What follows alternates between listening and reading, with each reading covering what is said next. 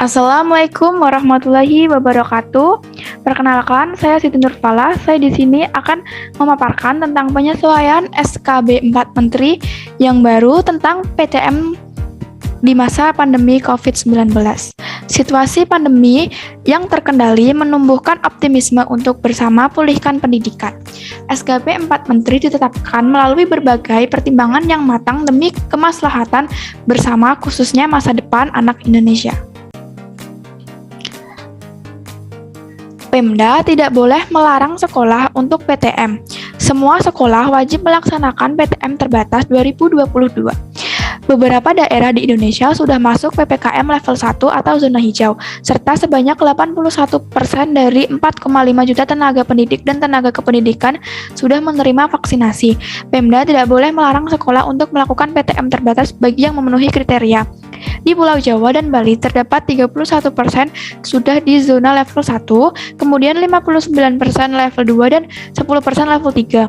Di Sumatera sebanyak 62% ada di zona hijau, 35% zona kuning, dan 4% di level 3. Sulawesi 42% itu berada di level 1, 46% di level 2, dan 12% di level 3. Sementara itu di Kalimantan, Nusa Tenggara, Maluku, dan Papua didominasi berada di level 2. Pengaturan kapasitas peserta didik dan durasi pembelajaran dalam penyelenggaraan PTM terbatas diatur berdasarkan cakupan vaksinasi dosis 2 pendidik dan tenaga kependidikan di masing-masing satuan pendidikan, serta vaksinasi warga masyarakat lansia di tingkat kabupaten atau kota dikecualikan bagi satuan pendidikan pada daerah khusus karena kondisi geografis, sesuai Kependikbud 160 P/2021. Semua satuan pendidikan pada PPKM level 1, 2, dan 3 wajib melaksanakan PTM terbatas bagi yang memenuhi kriteria. Orang tua atau wali peserta didik dapat memilih PTM terbatas atau PJJ bagi anaknya sampai semester 1 tahun ajaran 2021-2022 berakhir. Mulai semester 2 tahun ajaran atau tahun akademik 2021-2022 Januari 2022, semua wajib mengikuti PTM terbatas. Satuan pendidikan yang terbukti melanggar protokol kesehatan akan diberi sanksi administratif dan dibina oleh Satgas Penanganan COVID-19 atau Tim Pembina UKS. Prosedur penyelenggaraan PTM 2022 berpedoman pada SK bersama 4 Menteri Panduan Pembelajaran, pengisian aplikasi daftar periksa dan siap belajar, pemulihan belajar secara inovatif dengan memperhatikan prinsip kesehatan dan keselamatan, disiplin mengimplementasikan protokol kesehatan.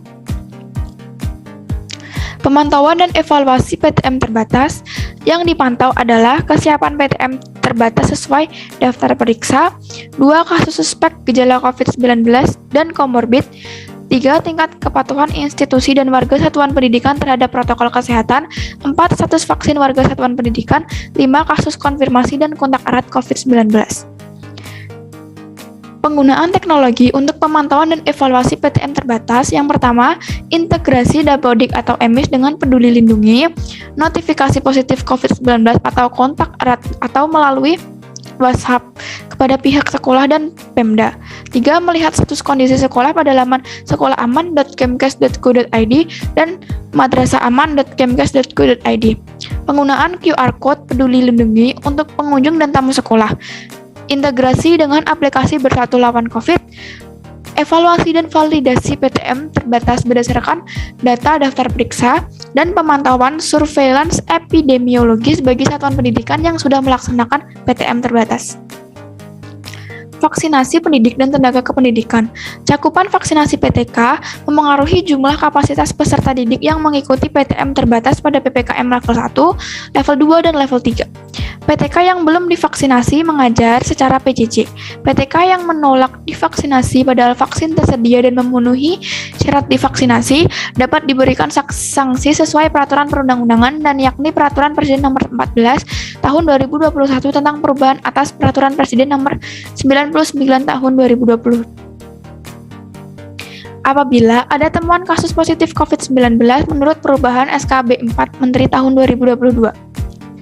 Yang pertama, penghentian sementara PTM sekurang-kurangnya 14 kali 24 apabila klaster penularan COVID terjadi di satuan pendidikan tersebut. angka positivity rate hasil ACF di atas 5%, warga satuan pendidikan yang masuk dalam notifikasi kasus hitam di atas 5%. Dan apabila bukan merupakan klaster PTM terbatas atau angka di bawah 5%, maka pemberhentian PTM terbatas hanya pada kelompok belajar yang terdapat kasus konfirmasi. Daftar periksa kesiapan satuan pendidikan, ketersediaan sarana dan prasarana sanitasi, kebersihan, dan kesehatan, mampu mengakses fasilitas pelayanan kesehatan seperti puskesmas, klinik, rumah sakit, dan lainnya, memiliki tim satuan tugas penanganan COVID-19 tingkat satuan pendidikan. Telah melakukan verifikasi nomor WhatsApp penanggung jawab satuan pendidikan pendalaman sekolahaman.kemkes.go.id atau madrasahaman.kemkes.go.id dan memasang QR Code aplikasi Peduli Lindungi di area masuk dan keluar satuan pendidikan. Melaporkan tingkat kepatuhan pelaksanaan protokol kesehatan di satuan pendidikan melalui aplikasi Bersatu Lawan COVID-19 atau BLC satuan pendidikan. Pembukaan kantin, pedagang, dan kegiatan ekstrakurikuler di lingkungan sekolah. Kantin belum diperbolehkan beroperasi. Pedagang yang berada di luar gerbang di sekitar lingkungan satuan pendidikan diatur oleh Satuan Tugas Penanganan COVID-19 wilayah setempat bekerjasama dengan Satuan Tugas Penanganan COVID-19 pada satuan pendidikan. Kegiatan olahraga dan ekstrakurikuler di dalam dan di luar ruangan dilaksanakan sesuai dengan pengaturan pembelajaran di ruang kelas. Untuk protokol kesehatan, yang pertama, pemeriksaan suhu tubuh, menggunakan masker, menggunakan alat pribadi seperti alat makan, minum, belajar, dan alat ibadah. Keempat, melaksanakan CTPS atau cuci tangan pakai sabun. Selanjutnya, etika bersin dan jaga jarak minimal 1,5 meter. Sekian dari saya. Kurang lebihnya mohon maaf. Wassalamualaikum warahmatullahi wabarakatuh.